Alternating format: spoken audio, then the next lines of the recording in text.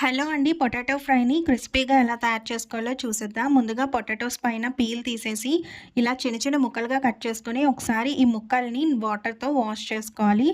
దానివల్ల దాంట్లో ఉండే ఎక్స్‌ట్రా స్టార్చ్ అనేది పోయి మనకి ఫ్రై చేసేటప్పుడు క్రిస్పీగా వస్తుంది. ముద్దయిపోదు.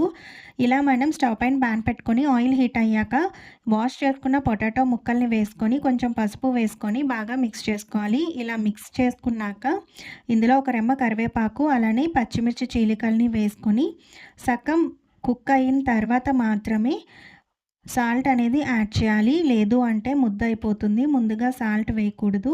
ఇలా సగం ఫ్రై అయ్యాక మాత్రమే సాల్ట్ వేయండి. ఇంకా ఆల్మోస్ట్ పొటాటో ఫ్రై అయిపోయింది అన్నప్పుడు ఇలా కారం, పెప్పర్ పౌడర్ వేసుకొని ఇలా క్రిస్పీగా ఫ్రై చేసుకుంటే ఎంతో టేస్టీగా ఉండే పొటాటో ఫ్రై రెడీ అయిపోతుంది.